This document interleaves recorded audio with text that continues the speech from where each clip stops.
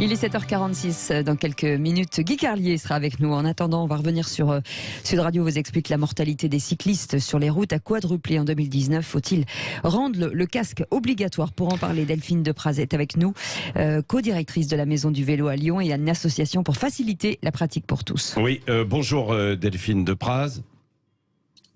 Bonjour à toutes et à tous. Merci d'être avec nous ce matin. Alors parmi ces chiffres, donc on voit que globalement il y a une augmentation du nombre de victimes de cyclistes, forcément parce qu'il y a de plus en plus de cyclistes aussi qui aujourd'hui circulent en ville, bien sûr. Mais ce qui frappe quand même dans ces chiffres, c'est un cycliste sur 3 se tue seul, sans choc avec un autre usager.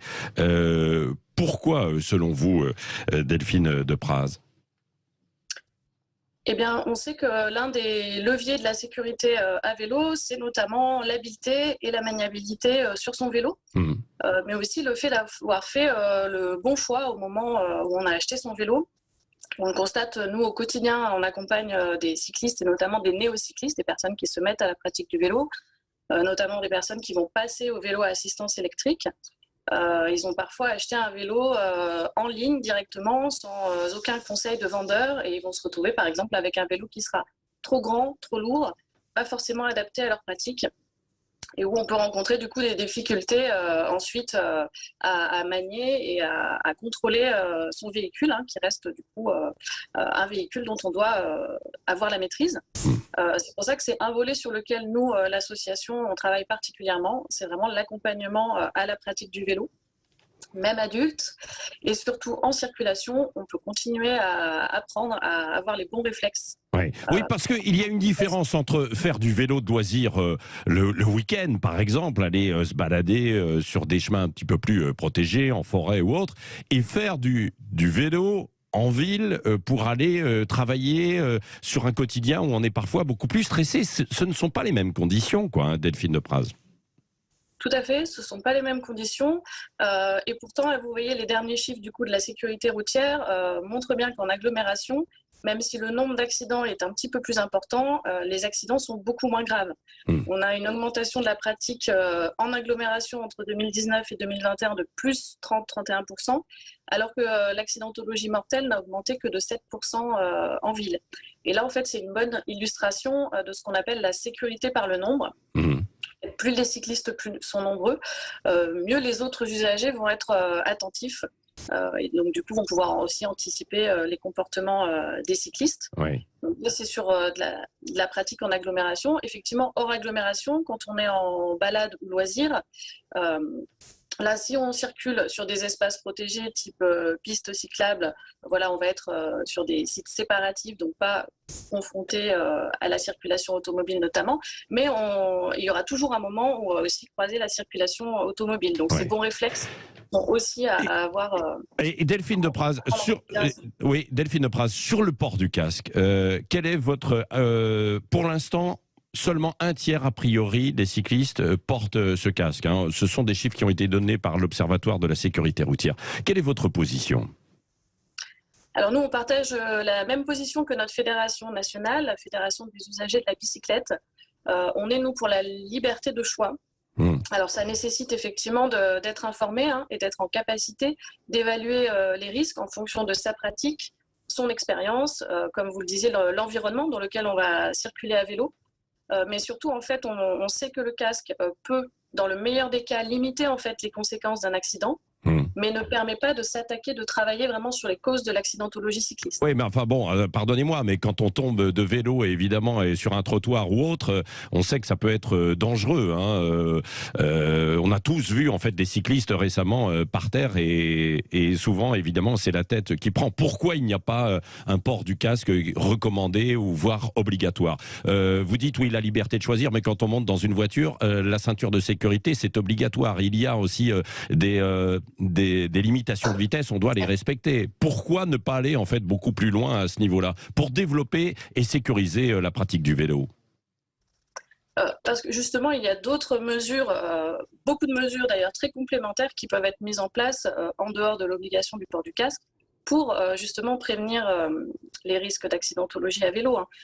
Rapidement, du coup, on y pense tout de suite d'ailleurs, c'est améliorer le réseau d'aménagement cyclable plus sûr, plus sécurisé, Oui. diminuer les vitesses de circulation et faire respecter les limitations de vitesse, mais aussi du coup la sensibilisation de tous les usagers. Bon. Si vous parlez du casque, en fait, si on revient sur des exemples et notamment les pays qui l'ont rendu obligatoire, malheureusement, en fait, le bénéfice sur la sécurité n'était pas celui attendu. Le nombre de blessés n'a pas beaucoup diminué. Par contre, toutes les études ont conclu à une forte diminution de la pratique du vélo. Or, là, il y a beaucoup d'études. Bon, bah oui, mais non, mais c'est quand même, moi, ça me semble invraisemblable qu'on n'aille pas vers une recommandation beaucoup plus forte du port du casque. Alors, non, mais écoutez. Le casque est recommandé, et d'ailleurs, même nous. Oui, mais sauf que vous, les associations de cyclistes, vous ne l'encouragez pas vraiment, quoi. C'est assez invraisemblable, hein. Pardonnez-moi, mais on veut de la sécurité, on veut le développer, mais on ne va pas beaucoup l'inciter. Vous, dans votre discours ce matin, je le sens, en fait, Delphine Lepraz. Oui, parce que nous, on souhaite encourager des mesures qui vont avoir un réel impact sur la sécurité des cyclistes. Bah oui. Et donc, c'est parmi celles que je vous disais, on va travailler bien sur, sûr. Non, mais sur les aménagements. Ce n'est pas indissociable, bien sûr. Non, et c'est pour ça que nous, on laisse chacun faire le choix de porter ou non le casque. La problématique de l'obligation, c'est que ça fait tellement diminuer la pratique dans les pays qui l'ont rendu obligatoire. Si on améliorait, bah oui, mais c'est bien sûr. Oui, mais c'est comme la voiture, on tourne en rond en fait dans ces conditions.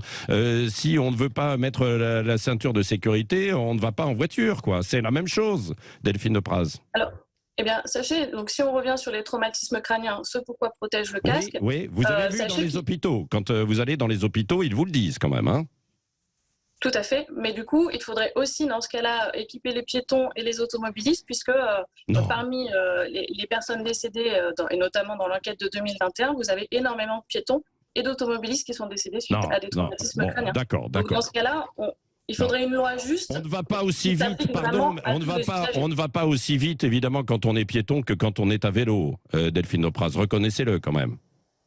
Alors, il y a effectivement une vitesse qui est un petit peu plus importante, malgré tout, justement, avec plein de mesures de prévention et notamment savoir adapter sa conduite, avoir un vélo qui est adapté à sa pratique, à sa taille, à son poids, savoir réagir aux incivilités des autres usagers. Ça permet de se protéger et bien mieux qu'un casque. On voit notamment, par exemple, en agglomération, un tiers des accidents sont dus à des collisions avec des poids lourds, avec des véhicules de gros gabarit. Bien sûr. Non, mais malheureusement, le casque ici ne vous protégera pas, alors que si vous avez pris la bonne pratique, le bon réflexe de garder une distance de sécurité avec les poids lourds, là, vous allez du coup être en sécurité.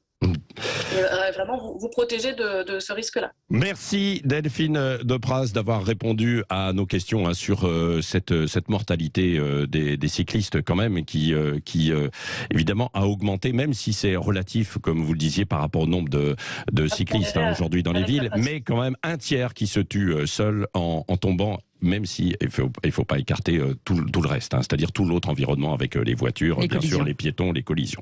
Merci d'avoir répondu à nos questions ce matin sur Sud Radio.